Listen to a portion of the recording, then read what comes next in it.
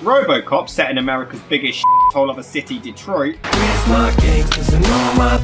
What are you kidding? tells the story of, well, RoboCop, played by Peter Weller, who starts out as Officer Alex Murphy, a police officer who gets the mutilated out of him by a bunch of gang members and blown to smithereens. But then his fellow officers and the powers that be decide to somehow maintain his life, construct a robot, and make him an unkillable, flawless, invincible robot police officer of the law.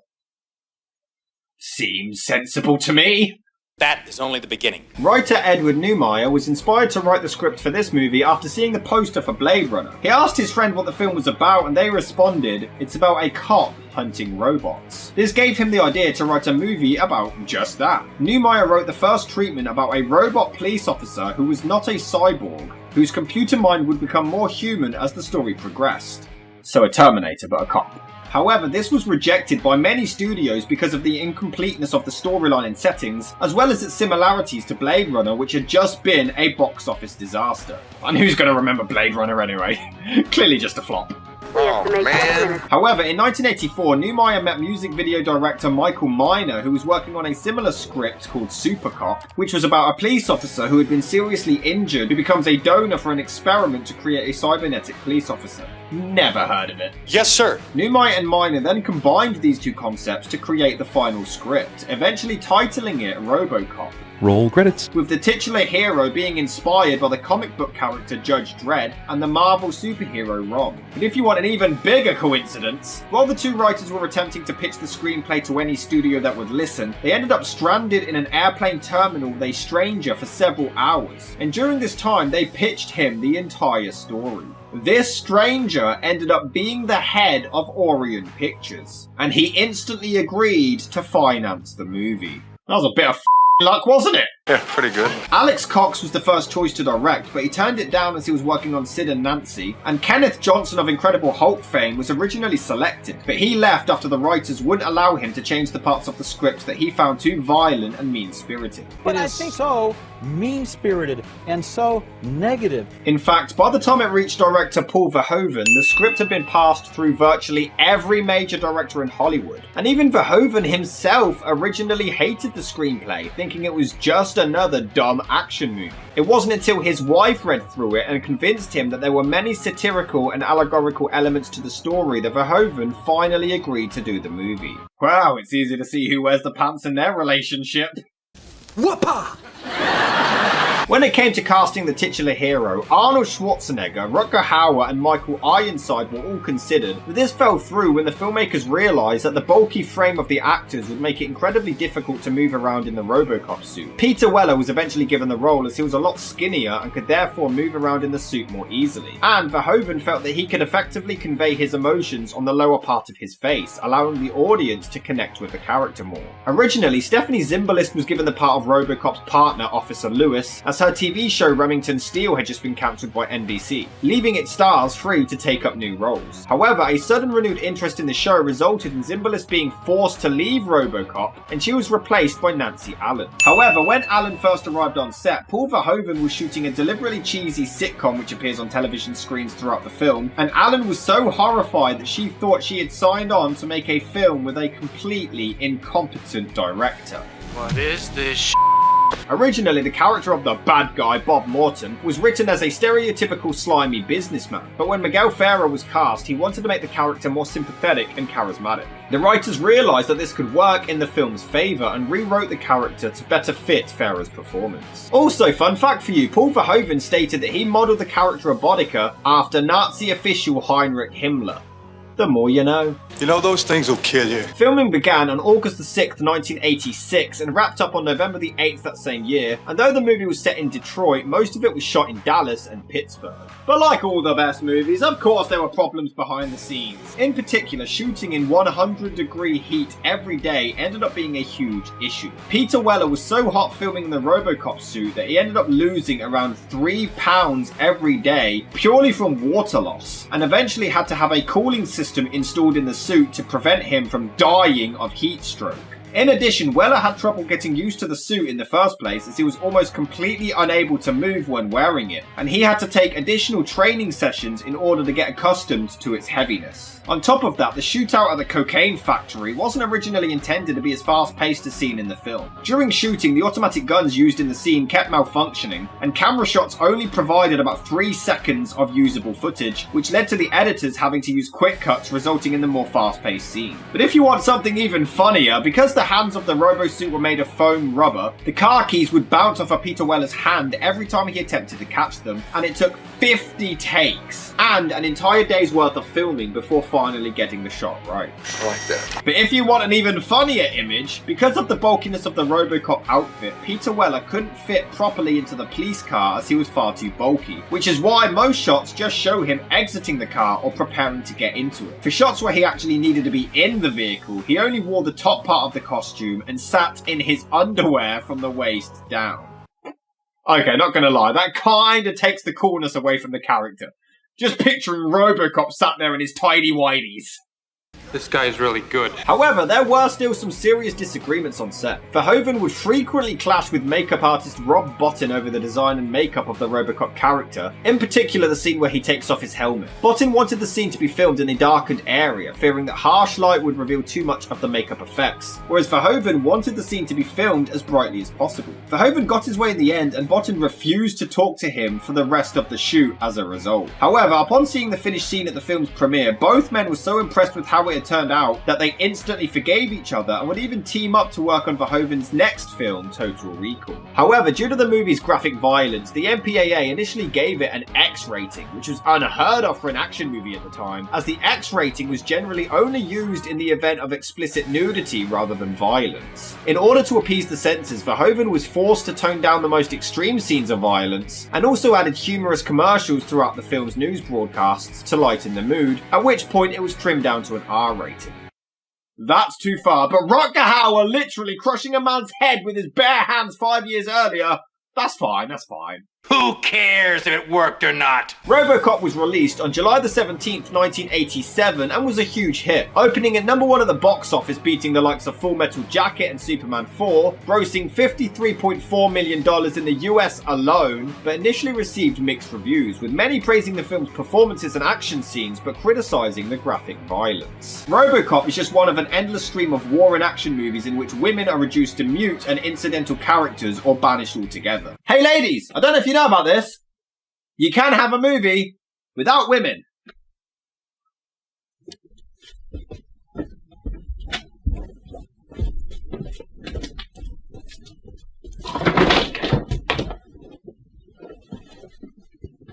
Just because a movie doesn't have women doesn't mean it's sexist! It's good.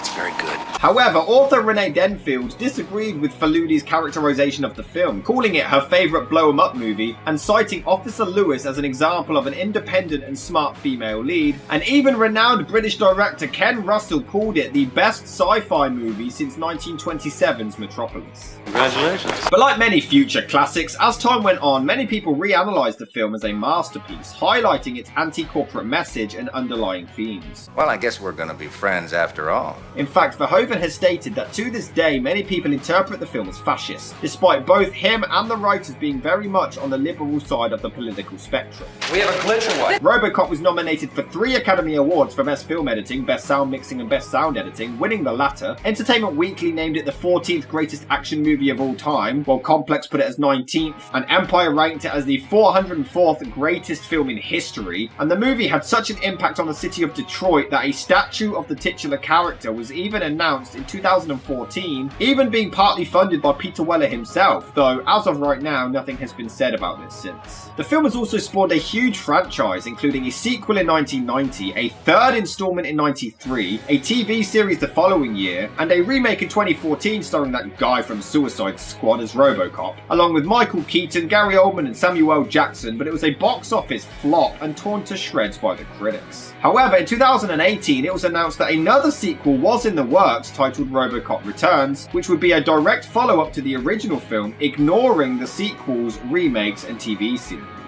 And you know how much I love sequels that take place decades after the original. Attempted murder? It's not like he killed someone. Do you know what attempted murder is? Did you hear what you just said? So we see the police force, and it is quite humorous how everyone is pissed off, and then Mario here tries to join in on the tough guy talk. Well, I'll tell you what we should do. We should strike.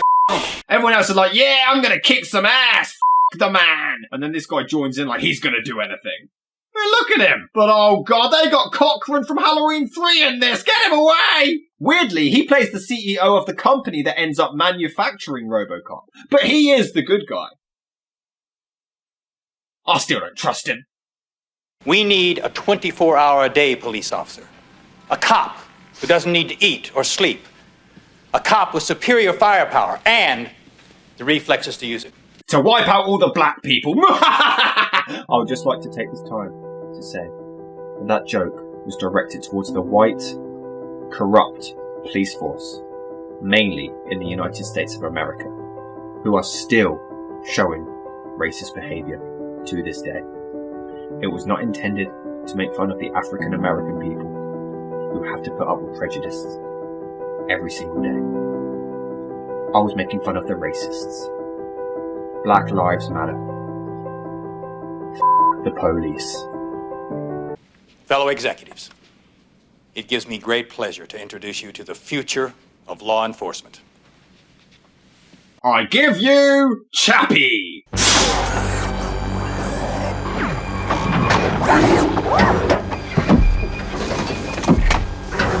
My god, look at that stop motion! This really hasn't aged very well. Please put down your weapon. You have 20 seconds to comply. I think you'd better do what he says, Mr. Kenny.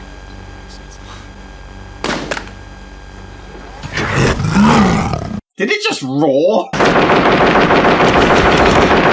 Jesus Christ! Look at it! These effects are insane! No wonder it got an X rating. What, and this was the toned down version? Why the hell did my mum let me watch this as a kid? Use the rod, beat the child. That's my motto. Fair enough, Mum. Fair enough. Somebody want to call a goddamn paramedic? Oh yeah, I'm sure he still has a chance of survival after that. Dick, I'm very disappointed. Your colleague just got splattered across the walls and you're like, I am so disappointed in you. Go to your room. We're scheduled to begin construction in 6 months. Your temporary setback could cost us $50 million in interest payments alone. Not necessarily, sir. How are you taking this so well? Did you not see what just happened? Why is everyone acting so natural? Is this supposed to be a comedy? Too bad about Kenny, huh? It's life in the big city. What? You get blown away by a giant robot? Just a normal day in Detroit. So Murphy and Lewis start to chase the gang of bad guys and... yeah, cops are behind you and the best way to not look the least bit suspicious is to peek out the back window.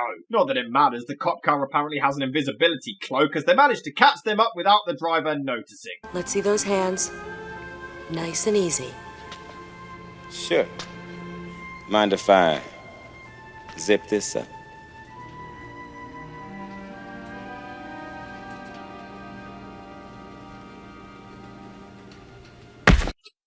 Dude! She literally just took her eyes off of a criminal to look at his dick. Okay. Alright, I can see why feminists didn't like how the women were handled in this movie. How did she become a cop? She literally just lost a criminal because she couldn't resist looking at a penis. Smoke? Nah. You know, those things will kill you. Yeah. You want to live forever? Oh, go jump in front of a train then if that's the case. Lewis? Lewis?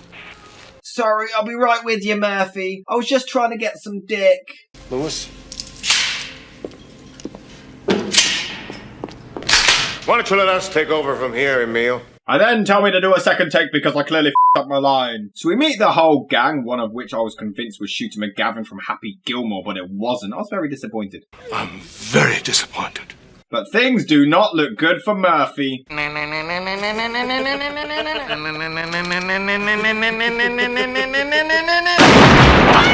Jesus Christ, this movie is brutal and the special effects are insane. He's all yours. Now, where's that penis? Just a flesh wound. Hey, Clarence, he's still alive. How? How is he still alive? Is he 50 Cent? And for some reason, they decide to rush him to hospital.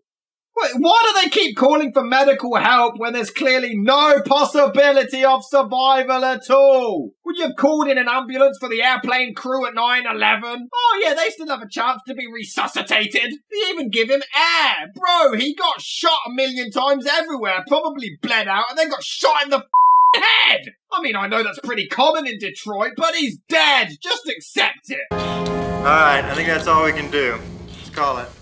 What's the time? Oh, now you consider the possibility that maybe he's dead? He got blown to smithereens! Well, I think we should lose the arm. What do you think, Johnson? Well, he signed the release forms when he joined the force. He's legally dead.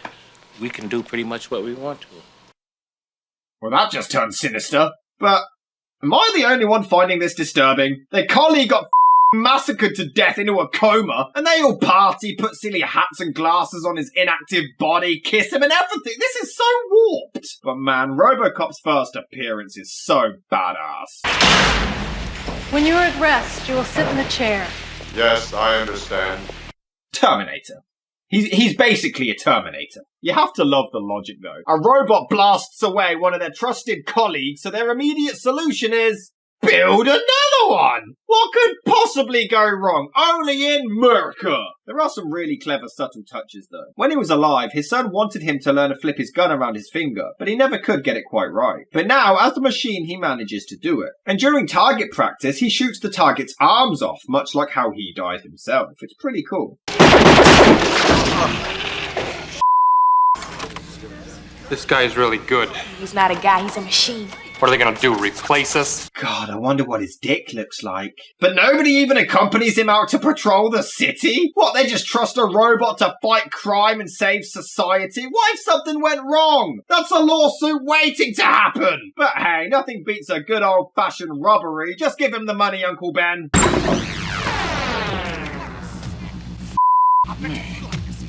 Drop the gun. You are under arrest.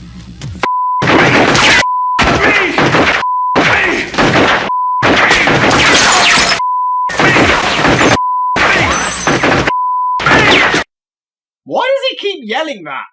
What if RoboCop took it literally?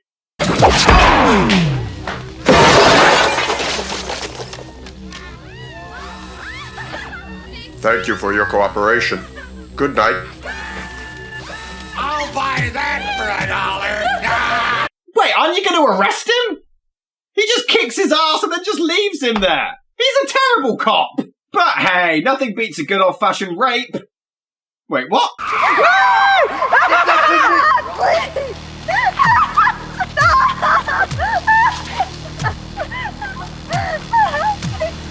You'd think they'd make him a little bit faster. I mean, what happens if one of the criminals runs away? Granted, none of them actually do that in this movie, but he's not exactly the fastest officer in the precinct. You better back up, pal! Cause he's gonna kill her! He's gonna kill her! He's gonna kill her! He's gonna kill her!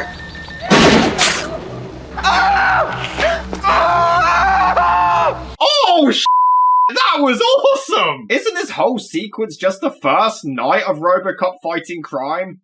How much crime can take place in one night? Well, it is America.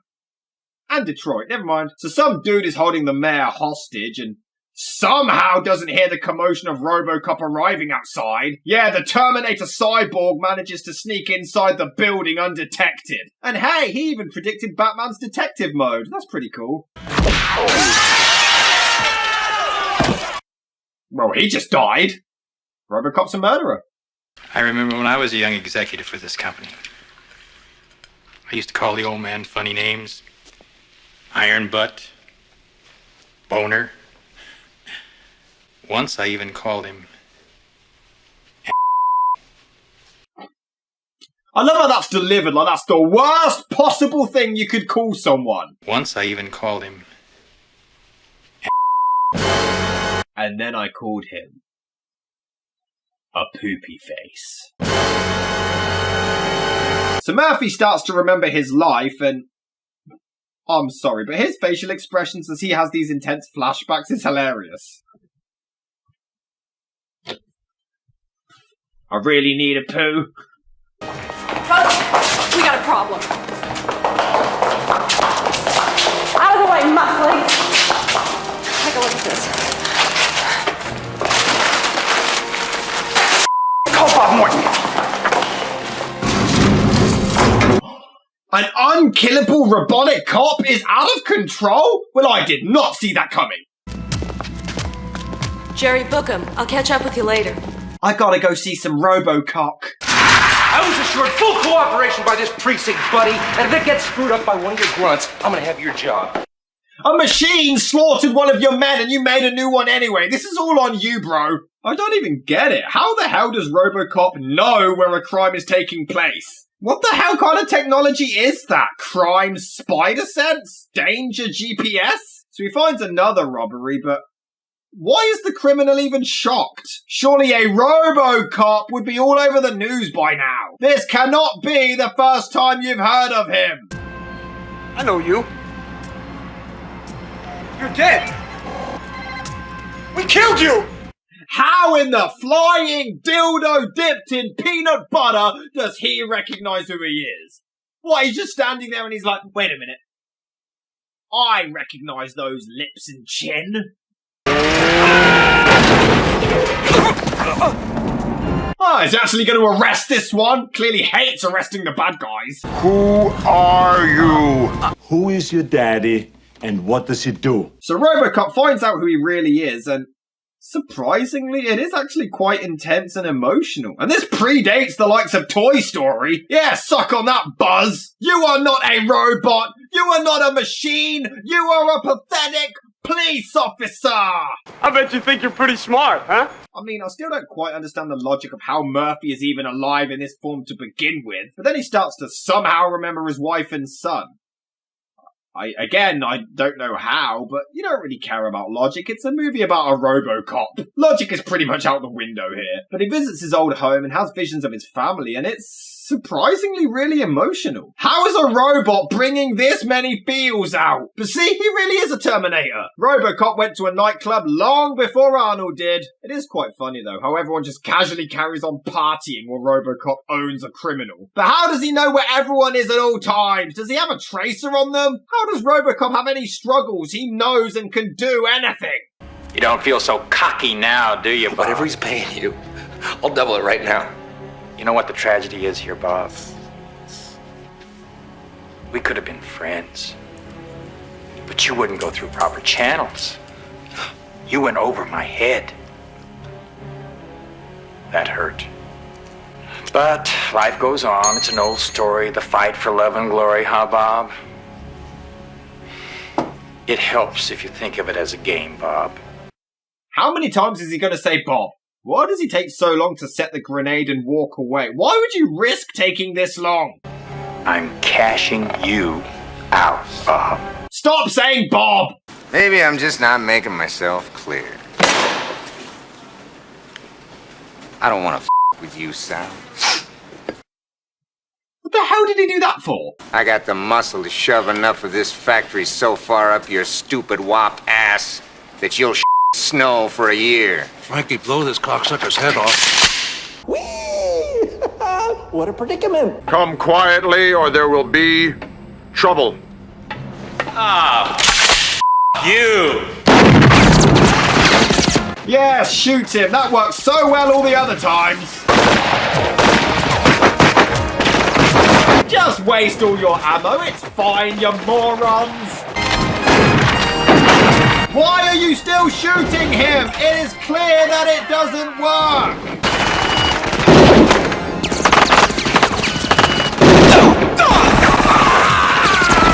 Okay, that was hilarious. Yeah! Clarence Bodiger, you are under arrest. Oh, he's actually going to arrest someone. Whoa, this is serious. Although it is funny how he reads him his rights whilst kicking his ass. Oh great, the stop motion abortion. These effects are awful. And yeah, It's robot versus robot. Did Marvel write this? It is quite funny to see the droid get confused over the concept of stairs. That was funny. The less we see of those effects, the better. So the droid does damage RoboCop, and now the bullets affect him somehow? I'm guessing maybe because he was already injured, I don't know. Regardless, it is super emotional. You really want him to survive. Murphy, it's me.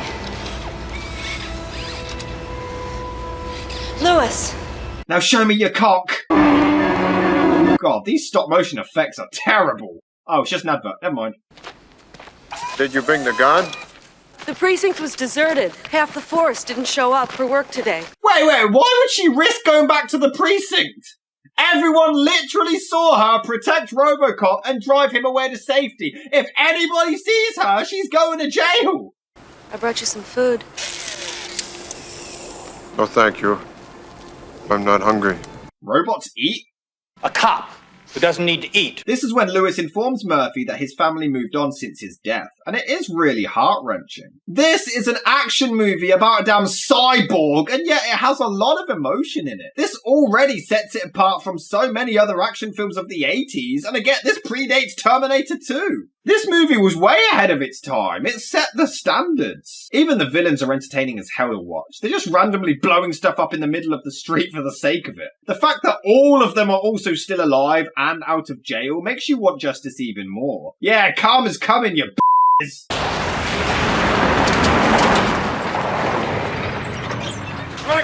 on, man, let's smoke him! Way to be stealthy to sneak up on him. Looking for me? Why do you all suck at being stealthy? So the fight is on. One dude gets coated with toxic waste. Okay, that is a pretty cool kill. And the makeup looks insane as he becomes deformed. But it doesn't matter. He's only going to come back as the Joker now. Now, where's all the dicks at? Bye-bye, baby. Clarence! This guy's a gangster? His real name's Clarence. So Lewis blows one dude up before Murphy gets stabbed in the heart. You do feel really sad when he gets hurt. It's so easy to root for this character. I am not a RoboCop. Oh, that looks awesome! But why does this corporation still have the droid robots when one clearly didn't work and exploded one of their colleagues? There were loads of witnesses too! How does the dude get away with it? I don't know. How can we help you, officer? He's a wanted felon, as far as I know. He said, oh, officers, go and arrest him, go and kill him. And then he walks in and you're just like, oh, hello, oh, hello, oh, look, there's Ted Bundy, oh, hello. So earlier in the film, it's revealed that RoboCop is incapable of arresting anyone from this company due to a part of his installed system. So he shows evidence of the dude admitting murder, even though RoboCop didn't have a warrant to investigate that warehouse. So technically, sorry, RoboCop, you didn't follow the law there, which makes your arrest here and your evidence completely invalid. It's null and void. You failed. This case is dropped. The guy goes free. Before he takes Cochrane hostage. Anybody tries to stop me? The old geezer gets it. Mate, look at you. You're clearly the same age. Dick, you're fired! Thank you. Okay, that was a badass way to get around the loophole. He does die the most cliche way possible. Why do villains always have to die in this way? Nice shooting, son. What's your name? Skywalker.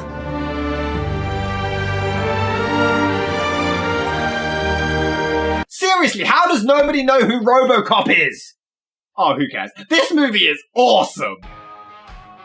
The character of Murphy is really likeable and you support his journey. Lewis is a bit of a dick fiend, but still a strong character, and you like her partnership with him as she risks everything to support the guy/machine. The effects are amazing, mostly, and the bad guys are so likably unlikable. It may seem like a generic action movie, but it definitely has a lot more going for itself.